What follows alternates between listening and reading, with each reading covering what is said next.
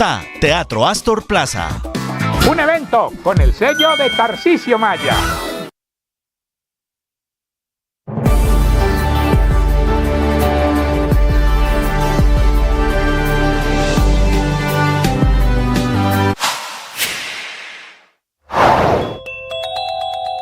Un nuevo atentado terrorista en Colombia, aparentemente del ELN, el segundo en menos de 24 horas, ocurre en norte de Santander. Esta madrugada hicieron estallar una motocicleta bomba en el peaje de Pamplonita, que está en la vía entre Pamplona y Cúcuta, cerca a la frontera con Santander. Hay 2 policías y un civil heridos por cuenta de este atentado terrorista. Están evaluando los daños a la caseta del peaje, que quedó inservible, y hay daños gigantescos. Ayer había sido también el ELN el responsable de lanzar explosivos a un camión militar allí en la vía de Cúcuta. Los de esta mañana, los 3 heridos ya están en hospitales allí en norte de Santander. En este tiempo de Navidad es muy importante descubrir qué hay en el corazón. Si en tu corazón lo que hay es amargura, rencor, no vas a ser feliz. Por eso, la primera tarea de Navidad es limpiar el corazón. Pedirle a la vida que nos permita descubrir todo lo bueno que hemos vivido a lo largo de este año y que dejemos que esas experiencias maravillosas, de alegría, de gozo, de júbilo, nos motiven a seguir adelante. ¿Qué debes sacar de tu corazón? Hoy es un buen día para comenzar a hacerlo. Tú sabes.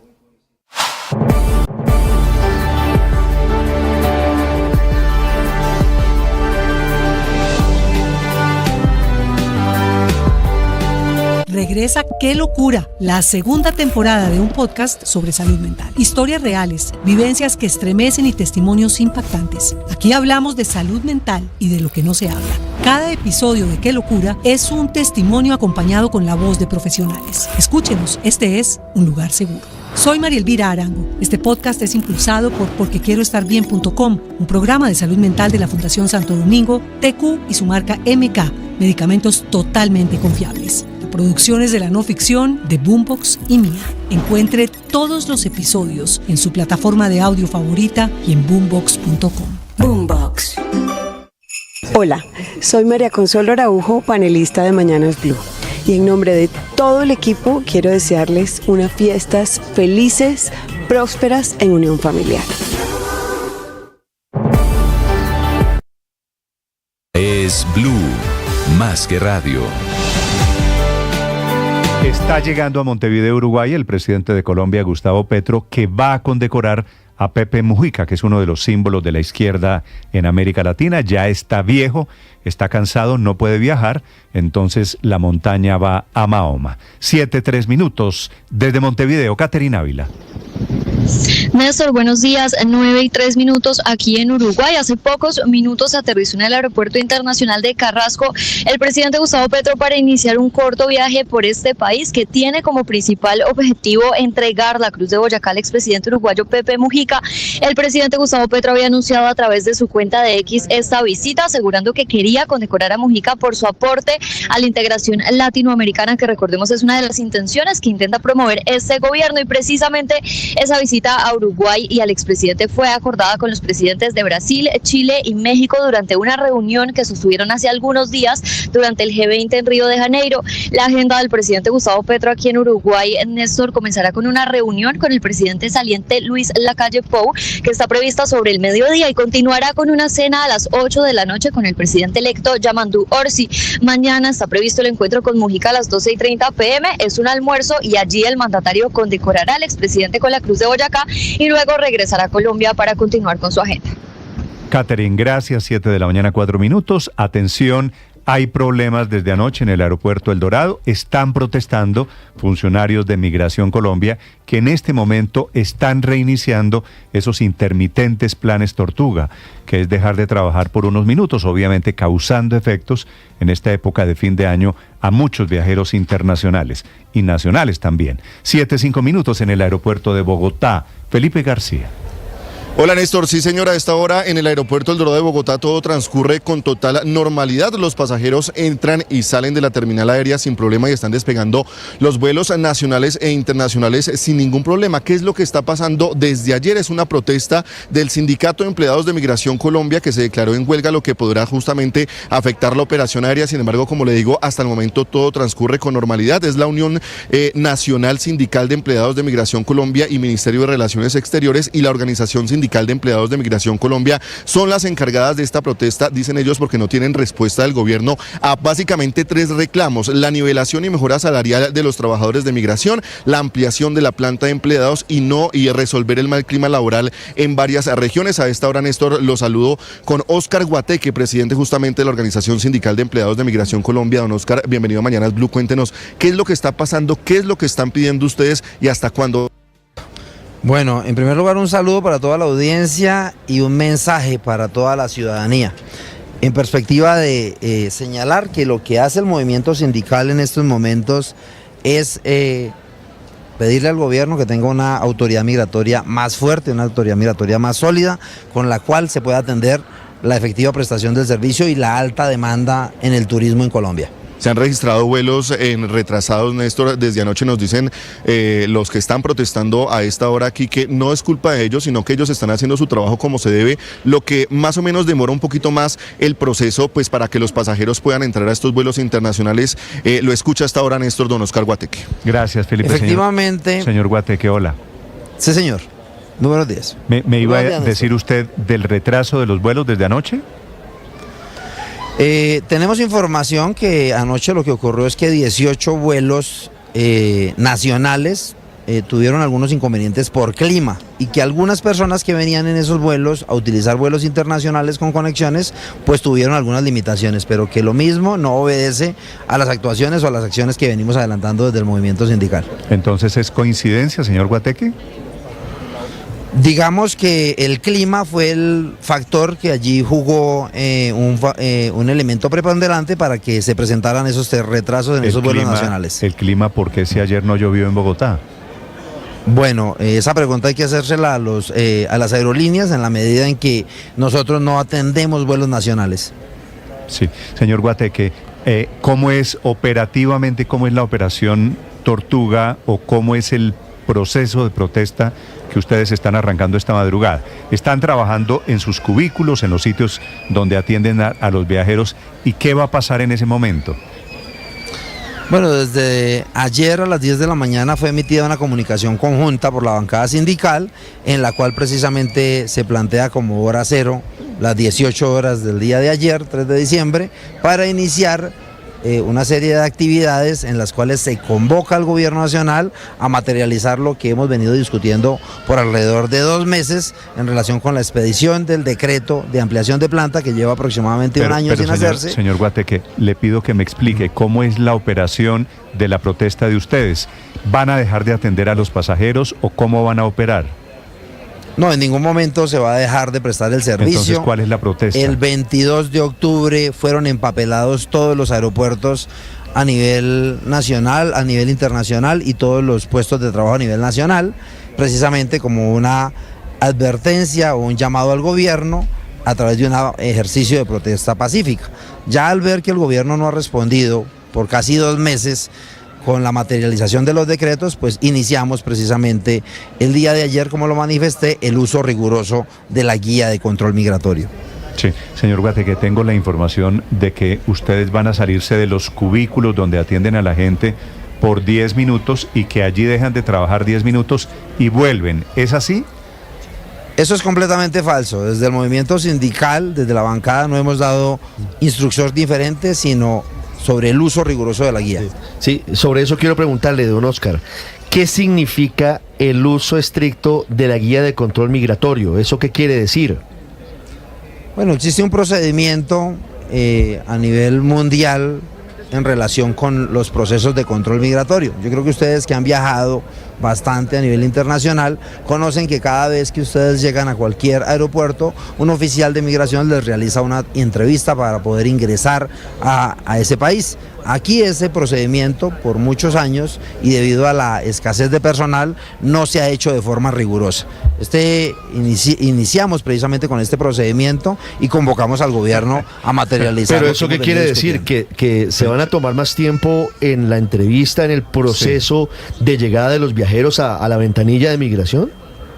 Eso quiere decir que vamos a hacer lo que establecen las normas en relación con el procedimiento de control migratorio. Por eso, pero yo llego, señor Guateque, a ver, yo aterrizo, voy a donde Sí, a la casilla para hacer mi ingreso a Colombia.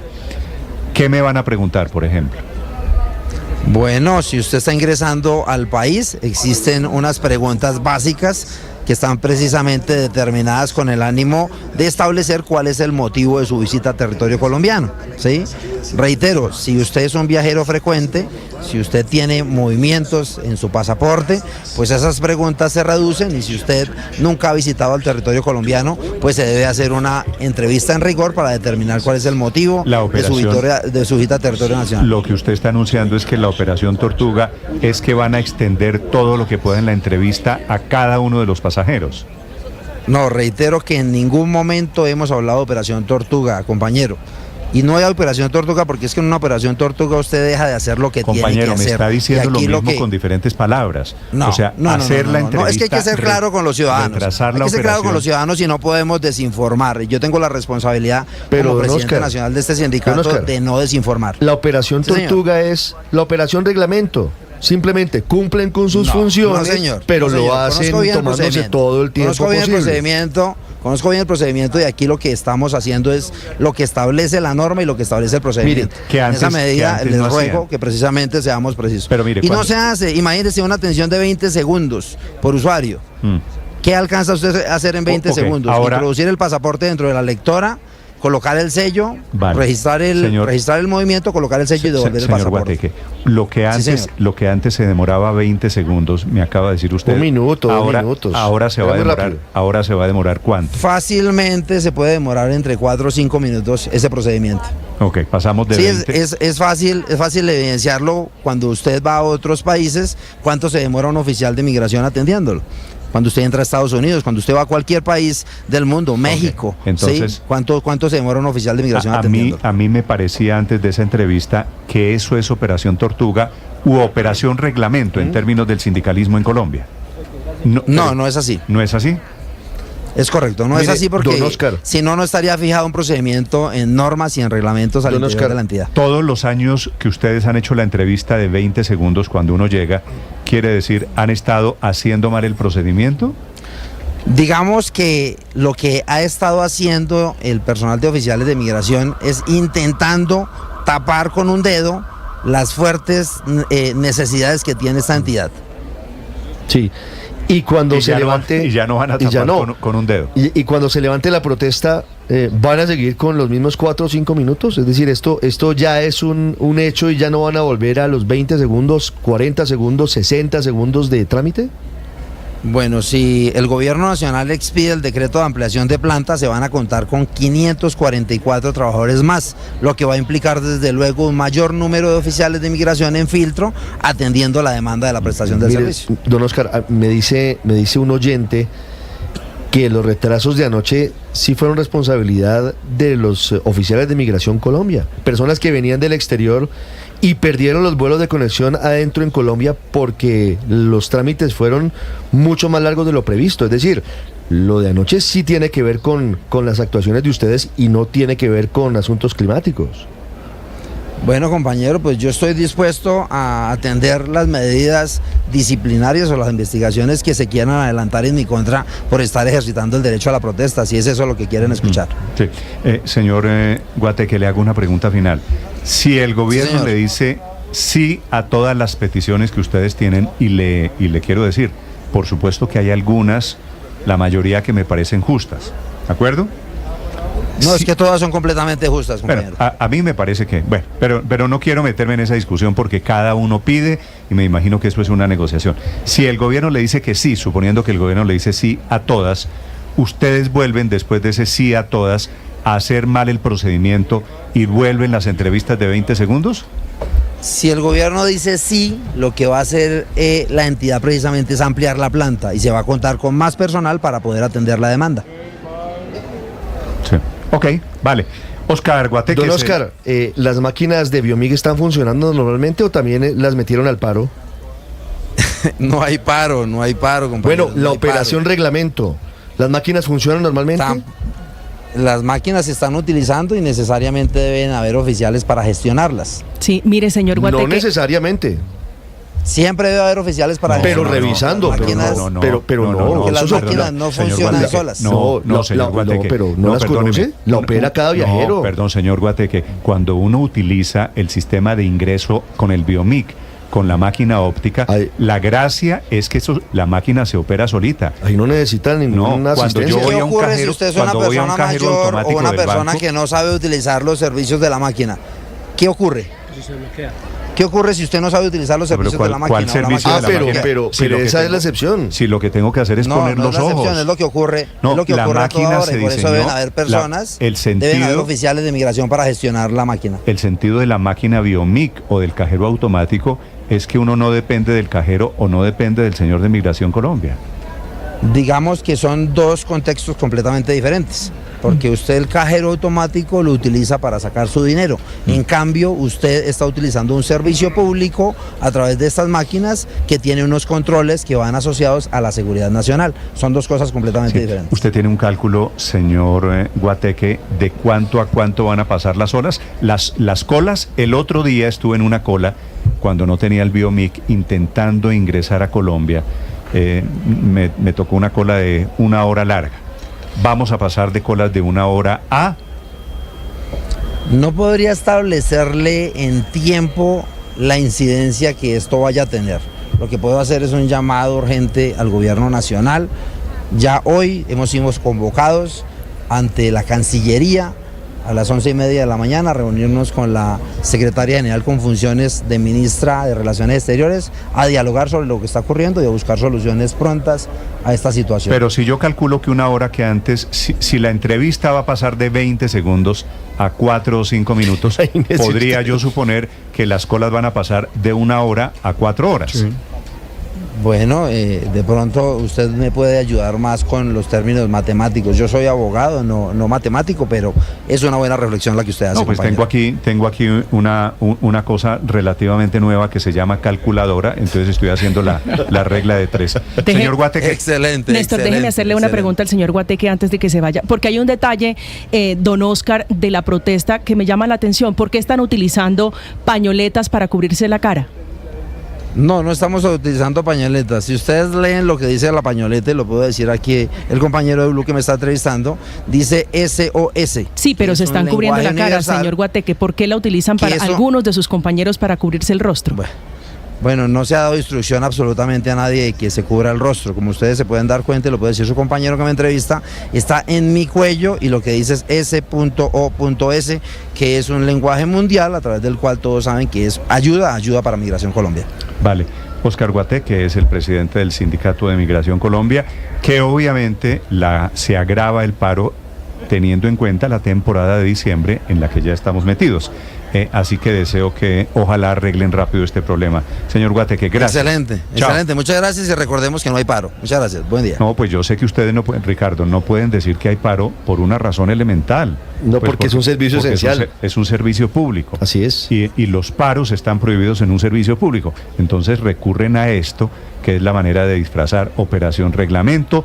Ya las entrevistas, y yo creo que esto es lo importante, no van a pasar de 20 segundos. Efectivamente, cuando uno llega, padre, usted llegó y le dijo, su nombre, Alberto Linero. Ajá. Cédula. Tal. Pase. Listo. Ahí están los 20 segundos. Yo normalmente uso las máquinas y es muy rápido. Entonces ahora le van a preguntar, ¿y ese cachumbo que tiene de cuándo, padre Linero? Menos mal las máquinas no están en paro, ¿yo? Porque anoche estuvo difícil la cosa, muy complicada. Tengo varios reportes de viajeros, Néstor, que dicen que increíblemente anoche ellos sí colapsaron los servicios de migración en el le dije, Dorado. Ricardo, el cuento de que esto es por el clima, anoche no pasó nada con el clima, al contrario. Estamos en temporada de sol y de cielo despejado en las tardes, cuando hubo el problema de anoche en el aeropuerto. No quiero imaginarme cómo va a ser esto, la temporada de fin de año, si no llegan a un acuerdo rápidamente. Doctora Hernández, buenos días. Muy buenos días, Néstor, a usted y todos los oyentes. Marta Hernández es la directora de Migración Colombia. ¿Qué va a hacer usted con esta protesta, doctora Hernández? Como usted lo acaba de escuchar, esto va a ser feo, pesado en esta época de diciembre. ¿Qué tienen previsto ustedes para manejar esto, para garantizar el servicio a millones de colombianos? Sí, gracias por la oportunidad de precisar. Quiero contarle que nosotros hemos venido trabajando en las mejoras salariales de nuestros funcionarios y para poder suplir ese déficit de planta que nosotros encontramos y que venía desde hacía 12 años. Es un tema estructural, nosotros apenas vimos ese estudio de cargas laborales, empezamos a trabajarlo, a terminarlo, a precisarlo, a hacer todo el estudio técnico de manera que el gobierno nacional nos pudiera apoyar con la planta de personal, lo que así se dio.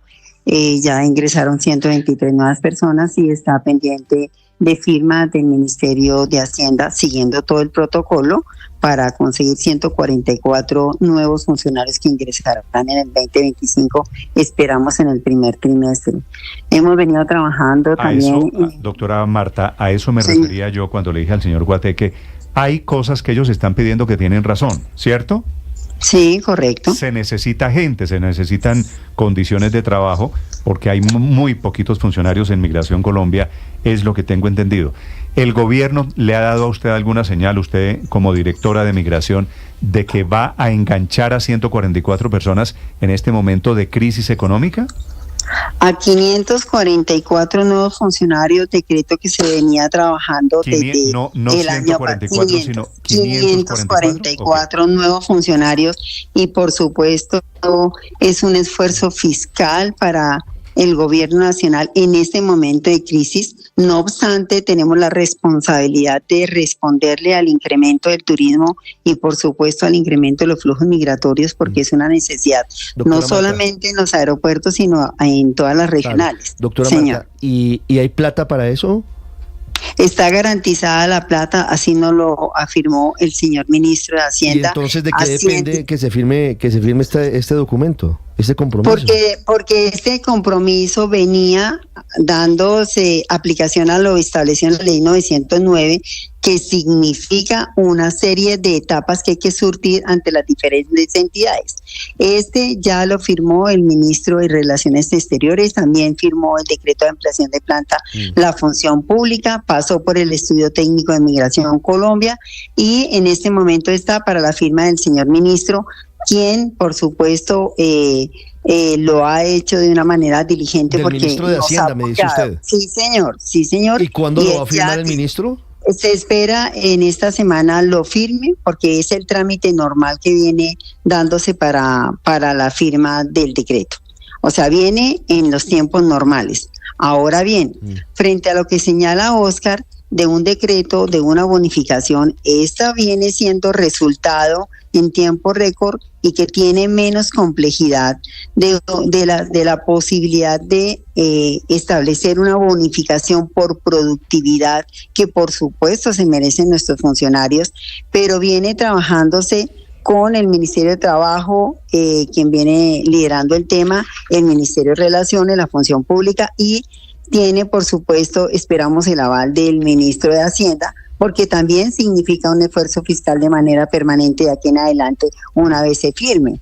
No obstante, es importante también precisar que Migración Colombia se ha comprometido para generar nuevos ingresos que le permitan cofinanciar una parte de esas decisiones fiscales que está tomando el gobierno nacional, porque nos corresponde también ser responsables con estos esfuerzos fiscales que está haciendo el gobierno nacional. Todo va a pasar por eso, porque el momento es malo, por supuesto, en medio de una crisis económica. Estamos hablando de la contratación de más de 500 funcionarios públicos.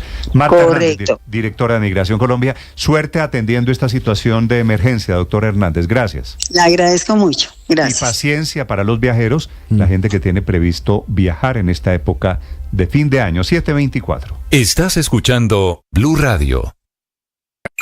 Escanea este código y suscríbete a nuestro canal de YouTube, @Blue Radio Co. Y disfruta y participa de la programación de Blue Radio. Blue Radio, le ponemos cara a la radio. Blue Radio, la alternativa.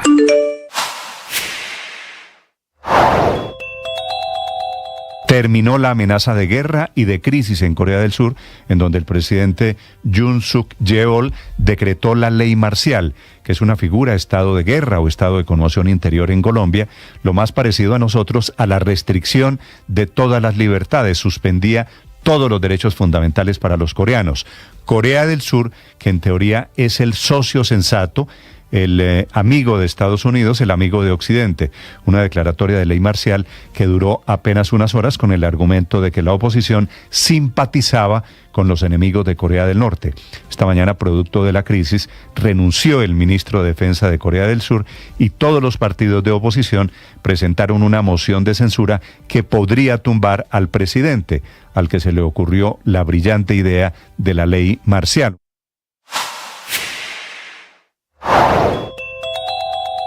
Está despegando el Plan Tortuga que va a afectar la operación aérea en el país. En la práctica, un paro, porque desde ayer a las 6 de la tarde el Sindicato de Empleados de Migración Colombia se declaró en protesta, lo que podría significar problemas en la operación aérea en el mes de diciembre y en Año Nuevo. Esta es una protesta indefinida. La Unión Sindical de Empleados de Migración Colombia y el Ministerio de Relaciones Exteriores, UNASEMIC, y la Organización Sindical de Empleados de Migración Colombia, OSEMCO, son las encargadas de la protesta porque le hacen 4 reclamos al gobierno nacional. Exigen una nivelación y mejora salarial para los trabajadores de migración. Exigen la ampliación de la planta de empleados porque los que hoy están no dan abasto y tienen una sobrecarga laboral.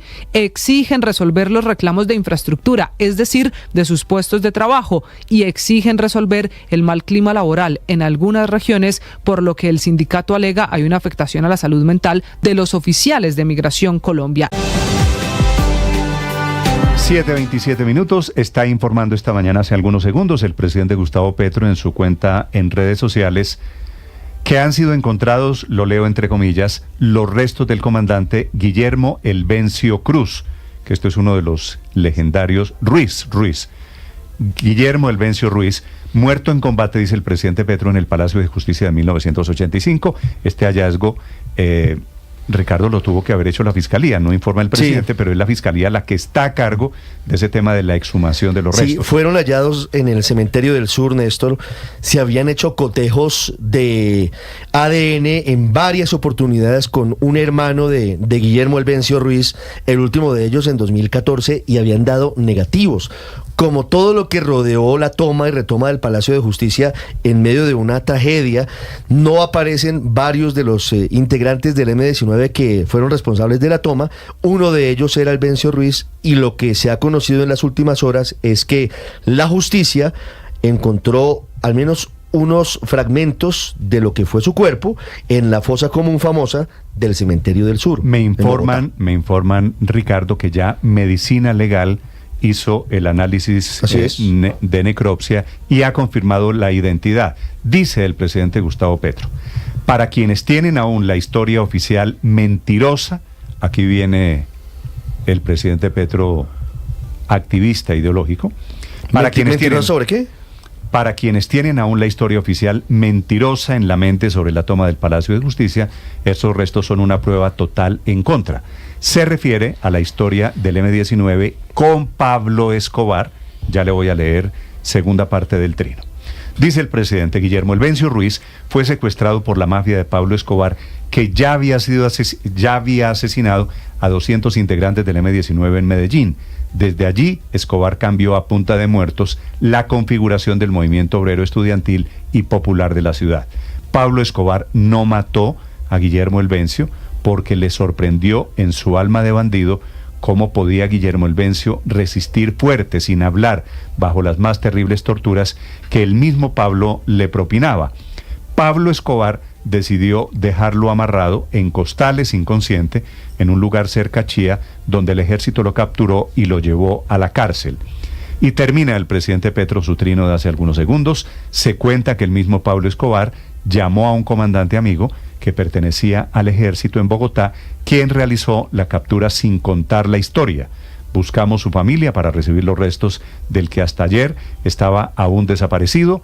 Si no se encuentran, le solicito a los excombatientes del M-19 organizarse para darle sepultura al que fue fiel a su consigna, vencer o morir, que este era el eslogan, el caballito de batalla del M-19. Varias cosas, Néstor. Uno, el presidente insistiendo en la apología del M-19. El presidente Petro sigue con la bandera en alto de lo que fue su movimiento guerrillero. El presidente no ha hecho la reflexión. Petro nunca va a reconocer que fue un error la lucha armada. El presidente Petro ese es un punto. Sigue para estos efectos históricos, sigue siendo un militante del M-19. Dos, Néstor, el presidente tiene dos ausencias en su trino, en su mensaje en Twitter. Uno, que Guillermo Elvencio Ruiz fue el responsable con otros integrantes del M-19 en ese momento, entre ellos un hombre que luego fue comandante de las FARC como Pablo Catatumbo, del secuestro de Marta Nieves Ochoa, la hermana de los hermanos Ochoa Vázquez, integrantes del cartel de Medellín. De ese secuestro es que se produce la captura, el secuestro de Elvencio Ruiz por parte de Pablo Escobar, en los operativos buscando a Marta Nieves Ochoa, y de ahí surge luego el movimiento que se llamó Muerte a Secuestradores por parte del cartel de Medellín. Que muchos creen que es prácticamente el origen del paramilitarismo. Eso iba a decir Héctor, la piedra fundacional del paramilitarismo en Colombia. Y dos, que Guillermo Elvencio Ruiz, el presidente no lo dice en su trino, según la historia, era el segundo comandante de la toma del Palacio de Justicia. Número uno era Luis Otero, y el número dos, a pesar de lo que uno cree, porque el más vocal era Andrés Almarales, el segundo comandante militar de esa toma era el sociólogo Guillermo Elvencio Ruiz, caleño, así es. Claro, por eso es importante. Lo cual es entonces, es muy importante porque entonces genera la duda de si Elvencio Ruiz salió vivo del Palacio de Justicia y fue asesinado después, o qué pasó, porque se suponía que todos habían muerto en el Palacio de Justicia, pero ahora aparecido el cuerpo de la manera como apareció, pues queda la duda de si pertenece a él o lo mataron después, un poco como pasó con algunos de los otros víctimas de ese secuestro. Bueno, Irma Franco Pineda, por ejemplo. Irma Franco salió viva y fue asesinada, su cuerpo no ha aparecido. Esa es realmente la gran incógnita en este caso, a mi modo de ver, es esa. Si Elvencio Ruiz salió vivo del Palacio de Justicia, porque todos habíamos supuesto que pues había muerto en el Palacio de Justicia y además pues había muerto pues por balas del ejército recuperando el palacio, pero además calcinado. Recuerden ustedes que el Palacio de Justicia pues quemó totalmente y los cuerpos quedaron pues incinerados.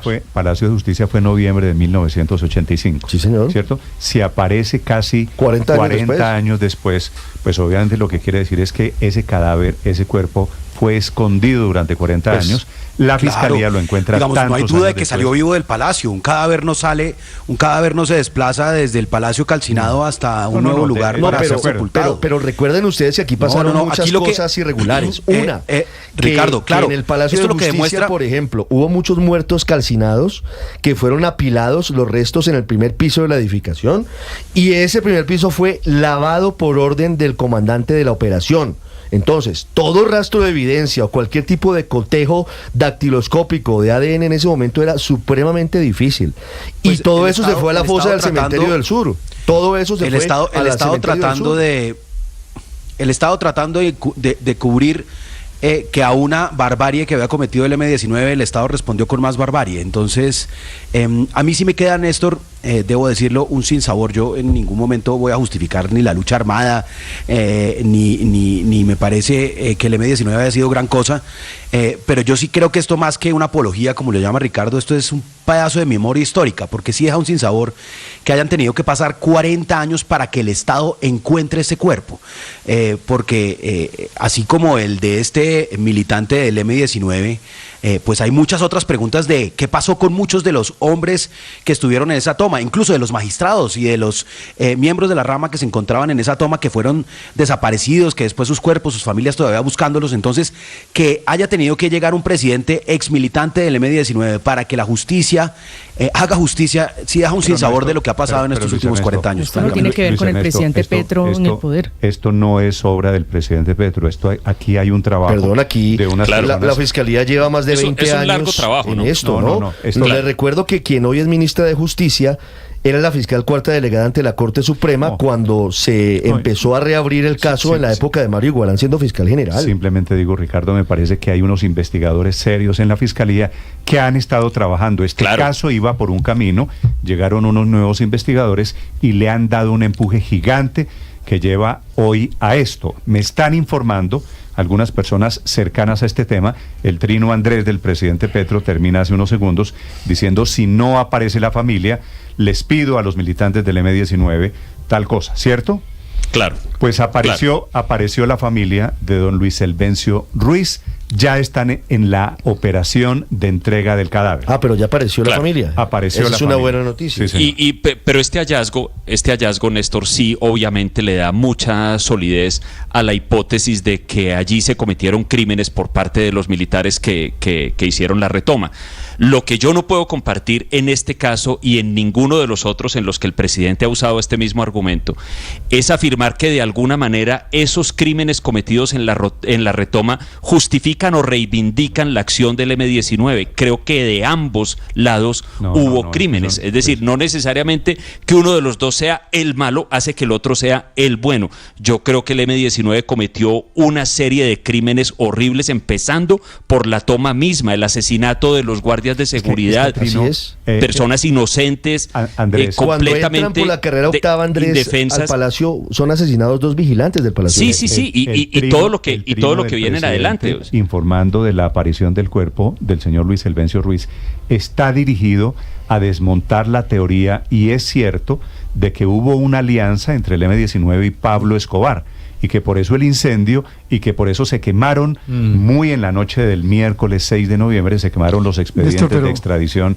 entre esos la solicitud de Pablo Escobar, que en esos años 80 el gran temor de los traquetos, de los narcotraficantes, era la extradición y una cárcel en Estados Unidos. Eso, Néstor, tiene otras lecturas, ¿no? Recuerde usted la posibilidad de que hubiese una alianza con Iván Marino Ospina y con Álvaro Fayad en su momento por parte del cartel de Medellín. Por eso digo el trino del presidente. Una lectura, el trino del presidente busca crear otra narrativa, otra historia, otro relato. Intenta decir, es correcto lo de la relación de esa época entre el M-19. El problema es que para hacer relatos, usted que sabe de historia, usted que le gusta la historia, siempre se tienen que dar evidencias, porque sin evidencias parecería una interpretación ideológica. Entonces se requiere que esos relatos tengan datos. Y lo primero del relato, ya que están hablando de relatos, es la utilización de la palabra combate. Lo que hubo en el Palacio de Justicia fue un combate. Eso fue lo que hubo. Fue una toma violenta. Fue un acto terrorista. Fue un acto de aventurerismo extremo izquierdista del que practicaba el M-19. Eso fue lo que hubo allá. Y fue lo que desató. Por supuesto que uno no va a... Que hubo trampa, que el ejército sabía que el M-19 se iba a tomar el Palacio de Justicia. Y los dejó. Mi impresión es que sí. Claro. Ahora, de ahí a que haya habido la teoría un combate, de la ratonera, Néstor. Claro. Sí, porque es que... Claro. Pero, y bueno, acuérdese de aquí salvando la democracia, maestro, y todas esas arbitrariedades. Pero fíjese usted que... Pero yo estoy de acuerdo con usted, Aurelio, en que eso está lejos de ser un combate. Lo que nos interesa discutir hoy es si el presidente le va a decir a Colombia que lo que allá hubo fue un combate de una fuerza insurreccional con una fuerza regular, o no, y peor, y justifica el combate, porque al final la frase vencer o morir, esa es la vieja frase de la extrema izquierda de Colombia que tanto daño hace eso. Aprendamos una lección. No puede dar ninguna fuerza de izquierda o cualquiera que sea alternativa, como la llaman ahora, una batalla decisiva. Cuando usted le dice a sus militantes vencer o morir, ya va mal. La táctica va mal. El mensaje de hoy es totalmente inadecuado. La información de hoy, incorrecto. Aurelio, la del presidente es claramente apologética, no solo hacia siempre está de acuerdo con Aurelio Ruiz, en el sentido de que todas esas justificaciones a la violencia armada son absolutamente reprochables y que el presidente de la República hace muy mal en tratar de reivindicar una cosa que no solamente generó mucho dolor, sino que además desde la perspectiva de la izquierda, como lo reitera Aurelio, es también un enorme error histórico y que le hizo mucho daño a todo lo que dicen haber defendido. Ahora, desde el punto de vista jurídico sí es un combate, pero no voy a entrar en esa discusión. Pero en cambio sí voy a volver a lo del tema de lo de Pablo Escobar. Es que en la financiación por parte del narcotráfico, de la toma del Palacio de Justicia, no es una versión. Es una cosa que está, digamos, calificada judicialmente, tanto en la Corte Suprema y en los tribunales administrativos donde se ha discutido el asunto, y hay evidencias suficientes de que eso ocurrió así. Eso se llamó la atención desde el primer momento. ¿Se acuerda que hubo una comisión de la verdad? Tal vez la primera. Eso iba a mencionar el doctor Jaime Serrano Rueda, y otro magistrado que no recuerdo su nombre, eran 2 magistrados, y en esa comisión de la verdad, que fue la primera declaración que hubo sobre el tema, se mostraron las evidencias que confirmaban la financiación por parte del narcotráfico, de la toma del Palacio de Justicia por el M-19. Eso es una cosa de la que el M-19 además nos está debiendo, no solo, pues nos está debiendo perdón, no lo puede seguir negando. El M-19, el presidente de la República, que tanto habla de reconciliación y de verdad, etcétera, nos están debiendo reconocer esa verdad y pedirle perdón a las víctimas por ese hecho. Sí, el presidente Petro, para estos efectos, Héctor, este párrafo es el segundo párrafo del mensaje de esta mañana, dice: para quienes tienen aún la historia oficial mentirosa en la mente. La historia oficial, que el presidente llama mentirosa, es la del Estado, que a través de una comisión de la verdad, la del Estado, que a través de decisiones judiciales efectivamente llegó a una conclusión, y es que no actuó solo el M-19, sino que hubo una mano enorme, la historia oficial dice que el M-19 no llegó repartiendo girasoles, Néstor, llegó repartiendo bala a la gente que estaba indefensa allí. Hay historia judicial que dice que sí, que hubo excesos de los militares, hay condenas de militares, y para responderle a Aurelio sobre la frase muy famosa del coronel Alfonso Plazas Vega, fue absuelto. La historia dice que hay militares respondiendo por los excesos, pero también dice que los ex integrantes del M-19 que participaron en la toma quedaron impunes porque no pagaron por ninguno de los crímenes que cometieron allí en el Palacio de Justicia. Hay 2 informes, hubo 2 informes que pueden llamarse de comisiones de la verdad sobre el Palacio de Justicia. La más reciente... No, la primera, la de Jaime Serrano fue la primera. Sí, Ricardo, porque la última es de Jorge Aníbal Gómez Gallego, José Roberto Herrera Vergara y Nilson Pinilla. Esa fue la de hace 15 años. 15, 20 años. La otra, la de Jaime Serrano, es la primera, la que creó en ese momento era el presidente Belisario Betancur, que crea la Comisión de la Verdad. Carlos Upegui Zapata. Carlos Upegui. Sí, fueron ellos 2, Carlos Upegui Zapata y Jaime Serrano Rueda, los integrantes de esa primera Comisión Carlos de la Verdad. Upegui era el nombre que se me ha olvidado.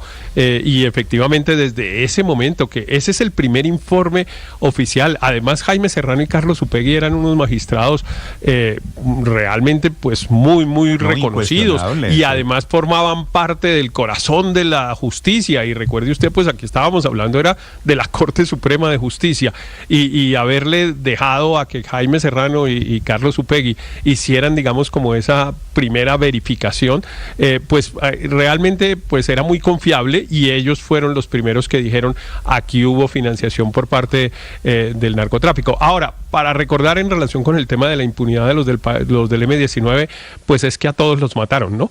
Bueno, pues ahí apareció el cadáver del Vencio Ruiz.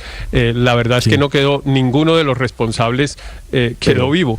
Si alguno salió vivo del Palacio de Justicia, como Irma Franco, los mataron después. Creo que la única sobreviviente fue Clara Elena Enciso. Logra salir del Palacio de Justicia y viaja a México. Ella se establece en México, murió muchos años después viviendo en México como exiliada. Fue la única sobreviviente del M-19 del Palacio de Justicia. Y un dato más, Néstor. Se sabía que el Vencio Ruiz estaba muerto. En su momento se hizo todo el examen médico legal. Lo que pasa es que su cuerpo había desaparecido luego de los hechos del 6 y 7 de noviembre del 85. Que es lo que informa el presidente esta mañana, que apareció el cuerpo. Me dice Álvaro, un oyente con razón, ante este mensaje que es en tono apologético de hoy del presidente Petro, que el año entrante serán 40 años de la toma del Palacio de Justicia. Me dice, y prepárense, porque esos 40 años con seguridad, y puede tener razón, vendrán con homenaje de por medio. Pero no puede convertirse en una apología al M-19. Hombre, ¿le sorprendería? No me sorprendería, pero el eje deben ser evidentemente las víctimas. Pero el problema no es que se haga una apología a la violencia, es que ese es el tema ni siquiera es del M-19, no, ojo, al terrorismo no se le puede hacer apología en ninguna parte, Néstor. Álvaro, señor. La condena del M-19 está más que dada por los colombianos sobre el tema del Palacio de Justicia, no tanto en general porque esos mismos colombianos los eligieron como grupo mayoritario a la Asamblea Constituyente, y el M-19 siempre fue popular. Esa es una verdad dolorosa de Colombia, y la responsabilidad criminal está probada, y la repugnancia de todos a la locura de secuestrar a la justicia está más que dada. Está probado también que los militantes del M-19 no quedaron impunes porque murieron todos. Lo que esta noticia sí trae es una prueba nueva de que el ejército sacó personas vivas del palacio, que eso no está tan claro. Históricamente. No, Álvaro, Vencio Ruiz murió en la toma. Álvaro, le repito, investigadores de la Fiscalía tienen documentado que este señor, el Vencio, murió adentro del Palacio de Justicia, no salió vivo. Pasa es que su cuerpo había desaparecido, pero está documentado. Bueno, pero su cuerpo desapareció por una razón que sabemos cuál es. Es decir, fue asesinado a sangre fría y no necesariamente en el combate, pero lo importante de esto... No, yo no sé. Eso no está probado. Yo no sé. Sé que era un terrorista que mató a 100 personas adentro del Palacio de Justicia. Pero lo que hay que recordar es que el tema político, esa acción ilegal del ejército no fue ni ordenada ni autorizada por el poder civil. Eso fue una especie de golpe de Estado que dieron las Fuerzas Armadas al gobierno de Belisario Betancur para tomar estas medidas ilegales. Sí. Que el M-19 es responsable, pues claro, por eso decía, está más que condenado la acción del M-19. Lo otro está medio en tinieblas. El presidente Gustavo Petro, el presidente de Colombia, perteneció al M-19, entonces no creo que esté tan condenado y que haya habido la sanción social. No fue tan drástica como está condenado, se hubiera esperado. Los colombianos todos condenan la intervención del M-19 en el Palacio de Justicia. Nadie se atreve a decir que eso fue una acción positiva. La condena el presidente de la República. El hecho de que el presidente de la República haya sido el M-19 y que hayan ganado las elecciones de la Constituyente, pues muestra la complejidad de la política colombiana, y que muchos colombianos no simplemente creen que son terroristas. Pero lo importante de esto, y eso no está tan claro, es otra prueba más de que el ejército cometió acciones ilegales en contra del poder civil insubordinadamente. Sí. Esas 27 horas que duró la toma del Palacio de Justicia todavía son un gran hueco negro en la historia de Colombia. Que el gobierno, que Belisario Betancur, que perdieron el control los civiles ante los militares. Hubo un gobierno militar de facto durante esas horas. Yo puedo creer que eso es cierto, solamente que eso es un asunto todavía de convicciones. No hay pruebas de que eso haya sucedido. Y los protagonistas, lamentablemente, en su mayoría han fallecido. Belisario Betancur, que es el que sabía, prometió que en algún momento iba a contar lo que pasó en esas 27 horas. Nunca lo contó, desafortunadamente. 7:47, el trino de esta mañana. La información de esta mañana del presidente Petro. Reabren la herida del Palacio de Justicia, ahora a propósito de que el año entrante se cumplirán 40 años de la toma del M-19. Estás escuchando Blue Radio.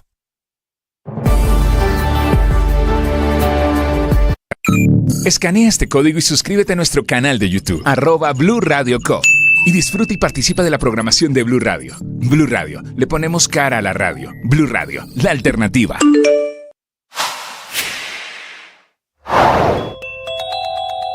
Un nuevo atentado terrorista en Colombia, aparentemente del ELN, el segundo en menos de 24 horas, ocurre en norte de Santander. Esta madrugada hicieron estallar una motocicleta bomba en el peaje de Pamplonita, que está en la vía entre Pamplona y Cúcuta, cerca a la frontera con Santander. Hay 2 policías y un civil heridos por cuenta de este atentado terrorista. Están evaluando los daños a la caseta del peaje, que quedó inservible, y hay daños gigantescos. Ayer había sido también el ELN el responsable de lanzar explosivos a un camión militar allí en la vía de Cúcuta. Los de esta mañana, los 3 heridos ya están en hospitales allí en norte de Santander.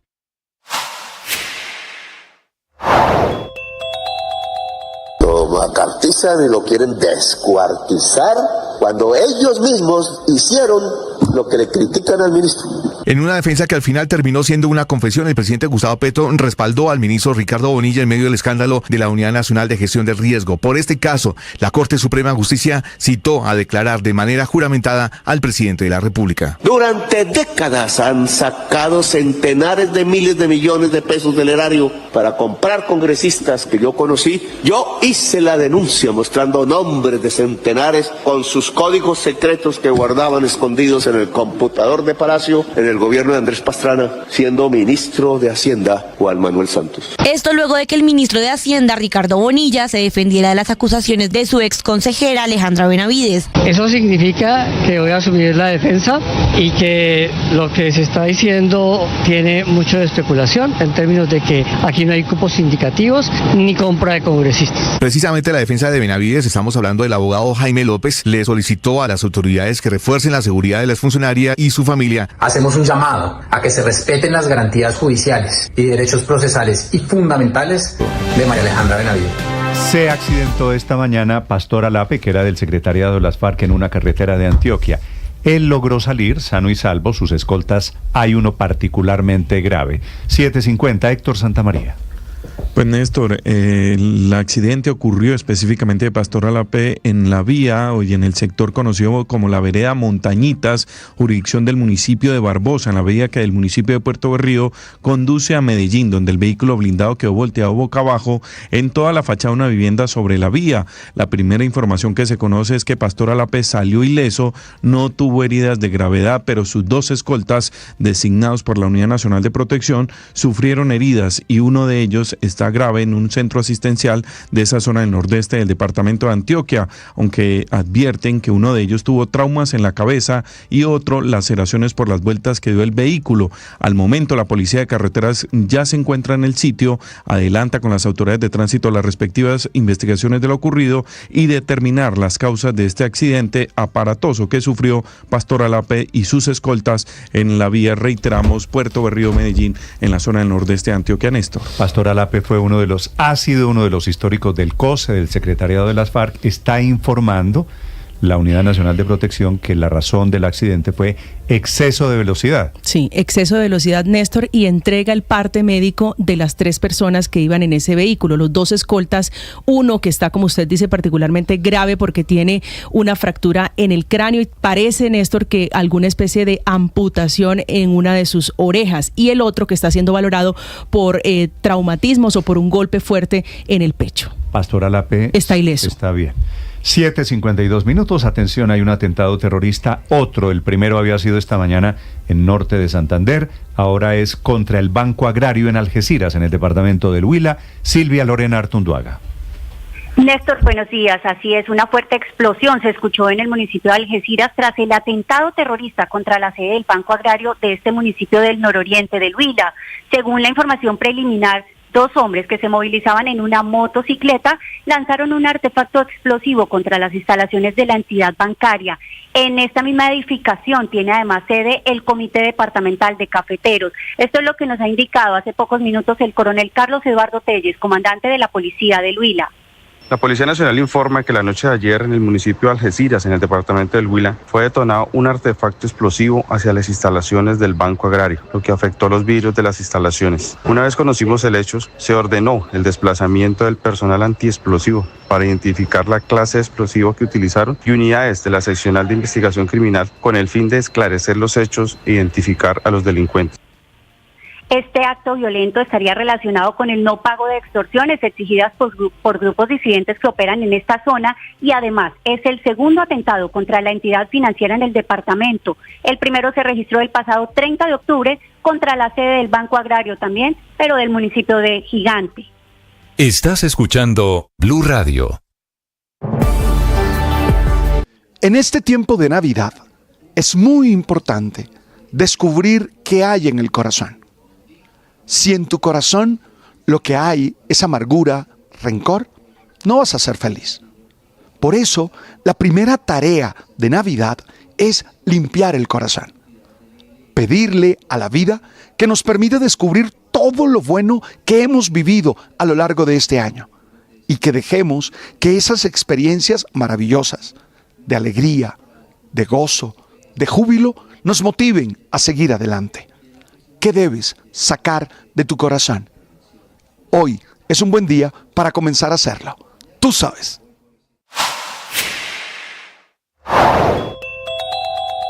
Terminó la amenaza de guerra y de crisis en Corea del Sur, en donde el presidente Yoon Suk Yeol decretó la ley marcial, que es una figura, estado de guerra o estado de conmoción interior en Colombia, lo más parecido a nosotros a la restricción de todas las libertades, suspendía todos los derechos fundamentales para los coreanos. Corea del Sur, que en teoría es el socio sensato, el amigo de Estados Unidos, el amigo de Occidente. Una declaratoria de ley marcial que duró apenas unas horas con el argumento de que la oposición simpatizaba con los enemigos de Corea del Norte. Esta mañana, producto de la crisis, renunció el ministro de Defensa de Corea del Sur y todos los partidos de oposición presentaron una moción de censura que podría tumbar al presidente, al que se le ocurrió la brillante idea de la ley marcial.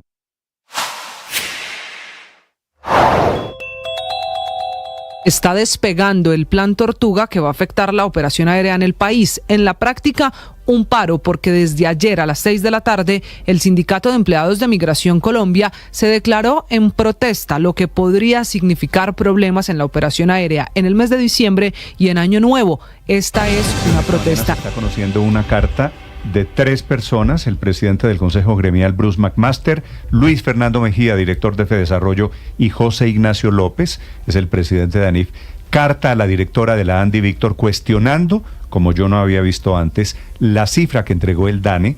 La directora del DANE es la doctora Piedad Urdinola, cuestionando la cifra de productividad entregada por el DANE ayer y que será clave para el desarrollo de las negociaciones sobre el salario mínimo, pidiendo que se verifique, que se revise esa cifra de crecimiento de la productividad, o dudando de la cifra del DANE, mejor dicho.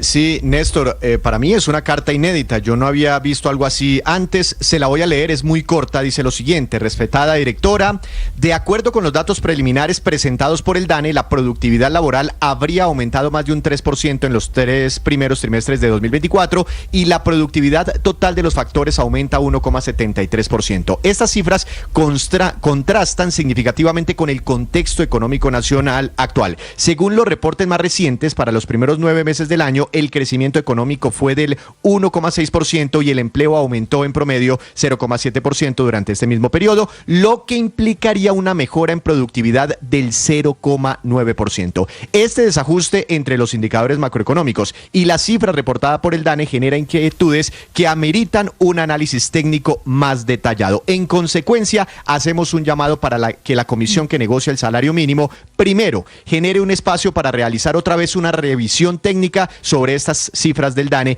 y segundo, que dentro de esta revisión participen entidades como Fedesarrollo y ANIF. Garantizar una discusión técnica sólida sobre la productividad es crucial para adoptar decisiones informadas y equilibradas que beneficien tanto a los trabajadores como a los empleadores. Piden entonces, Néstor, estas 3 personas que usted menciona, quienes firmaron esta carta, presidente del Consejo Gremial, director de Fedesarrollo y presidente de ANIF, revisar las cifras, le piden a la comisión que negocia el salario mínimo que los tenga en cuenta para hacer esta revisión, y de fondo pues está quedando ese manto de duda sobre las cifras de productividad que Víctor, está entregando oficialmente. La productividad en Colombia se mide desde siempre. No hay una metodología alrededor de cómo se mide la productividad. ¿Usted tiene idea cómo llega el DANE a los porcentajes que llegó ayer de 3 escalones diferentes de productividad? 3 maneras diferentes de llegar a esa productividad. Realmente publicaron 4 cifras de productividad, unas más altas que otras. Hay unas que miden la productividad únicamente de los trabajadores, otra de toda la economía, de todos los factores que se tienen en cuenta para producir, etcétera. Pero la verdad, Néstor, anoche, por ejemplo, cuando yo arranqué Negocios Blue, yo decía, bueno, estas cifras de productividad reflejan como si estuviéramos en una economía bollante, creciendo mucho, bollante, y la verdad, pues sí, nos estamos reactivando, pero no tanto. Y a mí me sorprendieron gratamente estos resultados de productividad. Pero bueno, como uno confía en las cifras del DANE, y es lo que debemos hacer, o lo que siempre hemos hecho, pues las publicamos y las emitimos. Aquí esta carta lo que lanza es un está manto, diciendo todo lo contrario. Un manto de duda sobre las cifras oficiales. ¿Usted tiene idea, Aurelio, cómo se mide la productividad en Colombia? ¿O cómo se debería medir la productividad? Néstor, el método más simple cuando hablamos de productividad laboral es coger el Producto Interno Bruto y dividirlo por el número de ocupados, para entender cuánto del producto total de la nación le corresponde a cada trabajador o a cada ocupado. Pero también se maneja la productividad multifactorial, o sea, tanto la incidencia del capital como del trabajo en la productividad. Claro. Realmente aquí hay un problema metodológico que es en el que yo creo que hay que ponerse de acuerdo. Es decir, yo no entiendo la carta de McMaster y de Mejía como una contradicción, sino decir, bueno, aclaremos la metodología de la productividad y cuál es la productividad que interesa, que seguramente es la productividad laboral, porque es la que tenga que incidir con respecto al salario. Bueno, quedemos entonces en que esto es una preocupación de gremios. Bruce McMaster es el presidente del Consejo Gremial. FEDesarrollo es un centro de pensamiento de investigaciones económicas, todos muy respetables, en el fondo, por supuesto, lanzando una sombra de duda sobre la cifra de productividad. Y ahí está el rollo, porque esto es desconfianza en la información estadística del país, en la información oficial. Recuerde que así empezaron en Venezuela. 8 en punto, en 30 segundos. Atención, saludo al presidente del Consejo de Estado, que ha tomado decisiones sobre las funciones y el alcance de la Procuraduría. Estás escuchando Blue Radio.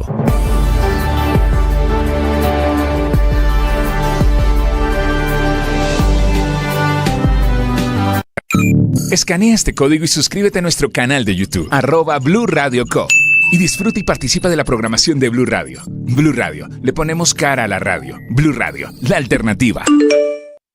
1 millón. 1 millón. 1 millón de noticias, sueños, emociones.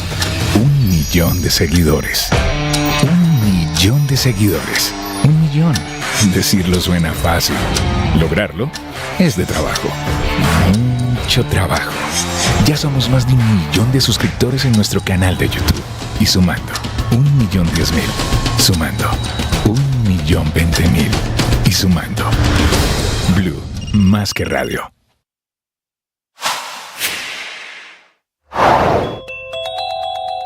Razones personales fue el argumento que dio el magistrado y presidente